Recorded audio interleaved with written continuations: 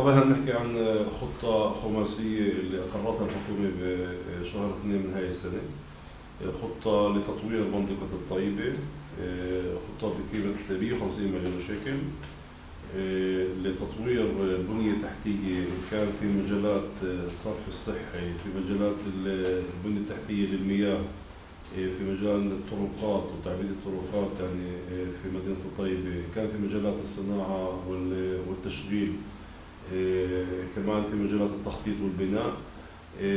خطة شاملة متكاملة اللي هدفها تعالج المشاكل الأساسية اللي مدينة الطيبة بتعاني منها في السنوات الأخيرة. حسب هذا القرار الحكومي، مدينة الطيبة هي اليوم منطقة أفضلية ألف، ومن على أساس هذا القرار استطعنا إنه نصادق على هذه الخطة ونرصد الميزانيات لتطوير مدينة الطيبة.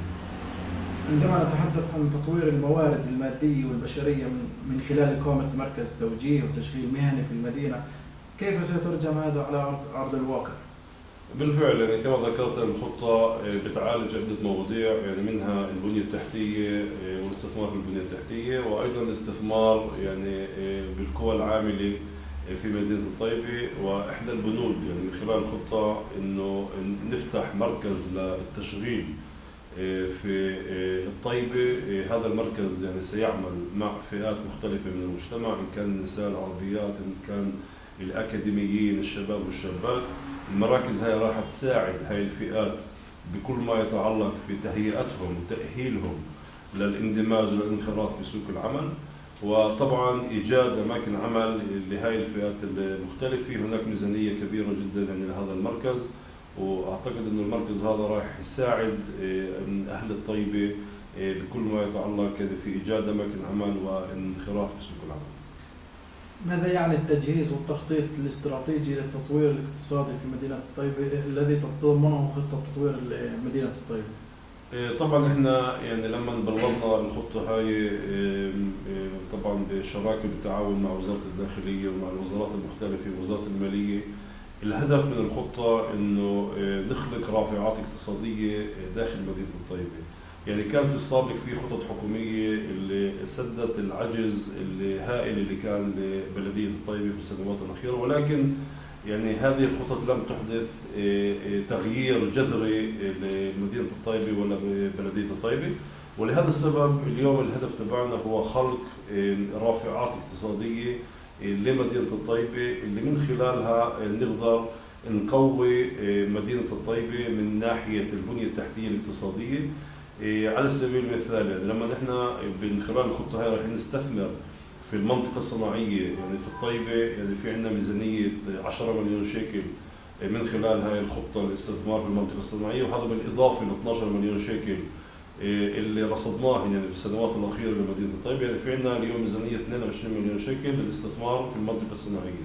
من جهتنا المنطقة الصناعية في مدينة الطيبة هي رافعة اقتصادية، يعني ممكن إنه نساعد أصحاب المصالح إنهم يطوروا المصالح تبعونهم يعني داخل المنطقة الصناعية، نجلب مستثمرين يعني لمدينة الطيبة، وهيك نخلق أماكن عمل جديدة، وطبعا نكون بفعاليات اقتصادية جديدة اللي تيجي طبعا بالمنفعة لبلدية الطيبة، وطبعا يعني بالإضافة إلى يعني المردودات أو المدخولات اللي رايحة تفوت على خزينة بلدية الطيبة من الأرنونة اللي رايحين يدفعوها أصحاب المصالح يعني من هاي المنطقة الصناعية. فهذا مثال لرافعات اقتصادية اللي احنا رايحين نكون فيهن طبعا من خلال الخطة هاي والسنوات القريبة. ماذا تتضمن خطة دعم وتطوير الطيبة من مشاريع لإنشاء أطر لا منهجية ثقافية خاصة بالشبيبة والشباب في ظل انهدامها في البلد؟ طبعا احنا هنا يعني كمان بالتعاون مع وزارة التربية والتعليم في خطط يعني خلينا نقول تحسين مستوى التعليمي داخل مدينة الطيبة. يعني هناك في ميزانيات أيضا تطوير وبناء غرف تدريسية ومدارس يعني لمنطقة الطيبة لمدينة الطيبة، وكمان في هناك طبعا مشاريع يعني لا منهجية اللي راح تكون يعني داخل المدارس، وطبعا يعني بعد وقت التعليم الدراسي يعني في المدارس. يعني في طبعا عدة مشاريع يعني في هذا السياق اللي هدفها انه الفئة الشباب يعني والشابات اللي بعد فترة المدرسة لا يوجد يعني اطر يعني لاستيعابهم او للعمل معهم، انه يكون في عندنا بدائل يعني لهي الفئة من الشباب والشابات، وهيك نساعد طبعا هاي الشبيبة انهم يكونوا اكثر جاهزين لسوق العمل. تتضمن خطة التطوير الطيبة تقديم برامج مفصلة على أراضي خاصة بواسطة وزارة البناء والإسكان والتنسيق مع سلطة التطوير الاقتصادي في الوسط العربي في الوسط بقيمة 4 مليون شيكل، وذلك بهدف توفير مخطط احتياطي لبناء مئات الوحدات السكنية في مدينة الطيبة. ماذا يعني مخطط احتياطي؟ احنا طبعا يعني من خلال الخطط اللي بنكون فيها في سلطة التطوير الاقتصادي في السنوات الأخيرة، احدى البنود اللي ركزنا عليها هي كل ما يتعلق بالتخطيط على أراضي خاصة للبنى يعني في البلدات العربية بالخطة الخماسية ل 13 بلد، اللي هي خطة ثانية هي اللي احنا بنكون فيها كسلطة التطوير الاقتصادي. رصدنا ميزانية كبيرة يعني ل 13 بلد عربية، وهنا يعني في الخطة لمدينة الطيبة كمان رصدنا ميزانية لتخطيط السكن على أراضي خاصة. هناك في عندنا 4 مليون شيكل حاليا لتخطيط السكن على أراضي خاصة، يعني نحكي بالمرحلة الأولى عن التخطيط لحوالي 5300 وحدة سكنية على أراضي خاصة. الاتفاق بيننا وبين وزارة الداخلية ووزارة الإسكان إنه نقدر نخطط كمان يعني أراضي اللي في عليها بنى موجود بنى غير مرخص، ولهذا السبب يعني هاي الخطة مهمة جدا وراح تحل جزء من كل ما يتعلق في البناء الغير مرخص يعني داخل مدينة الطيبة. ولهذا السبب أعتقد أنه يعني هذا البند هو بشرى صار لأهالي الطيبة بكل ما يتعلق في ترخيص البنى الغير مرخص يعني الموجود طبعا في الطيبة زي باقي البلدات العربية المختلفة.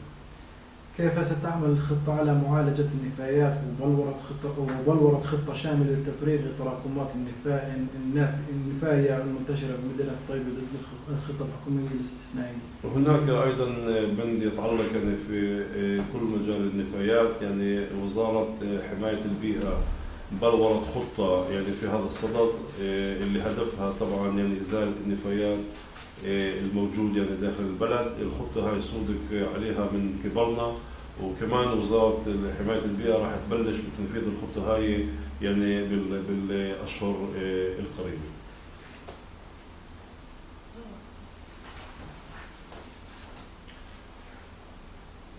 رصدنا ميزانية طبعا لتطوير المنطقة الصناعية في الطيبة. بنحكي عن منطقة صناعية 500 دنم في مدينة الطيبة، اللي طبعا الكل بيعرف يعني مستوى المنطقة الصناعية من ناحية البنية التحتية، فلهذا السبب رصدنا ميزانية 10 مليون شيكل من خلال هذه الخطة لتطوير الطيبة، وكمان 12 مليون شيكل من خطة سابقة لمدينة الطيبة.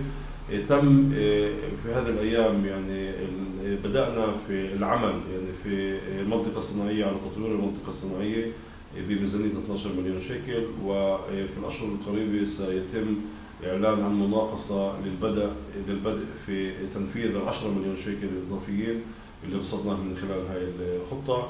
فبتأمل يعني بالسنة أو بالسنتين القريبات رايحين بتأمل نشوف منطقة صناعية متطورة في مدينة الطيبة اللي تكون رافعة اقتصادية للمدينة. كيف تضمن تنفيذ الخطة الحكومية على أرض الواقع؟ طبعا احنا يعني من خلال الخطة أقمنا لجنة توجيه وتنسيق اللي هدفها وظيفتها مسؤوليتها تراقب عمل الوزارات المختلفة. أنا يعني بترأس هذه اللجنة مع مدير عام وزارة الداخلية.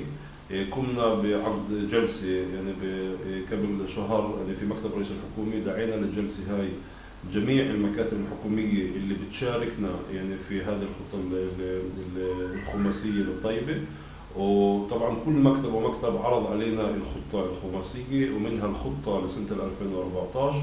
صادقنا على هذه الخطط وتم طبعا رصد ميزانية 44 مليون شيكل لسنة 2014 لتنفيذ هذه الخطة.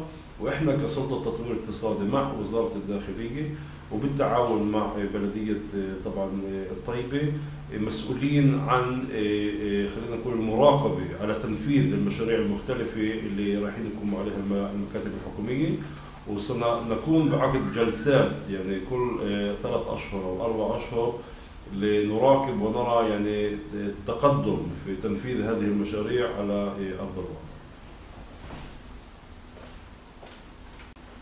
شكرا لنا سيف، مدير عام سلطة التطوير الاقتصادي ورئيس لجنة التوجيه لتطوير مدينة الطيبة. شكرا لك.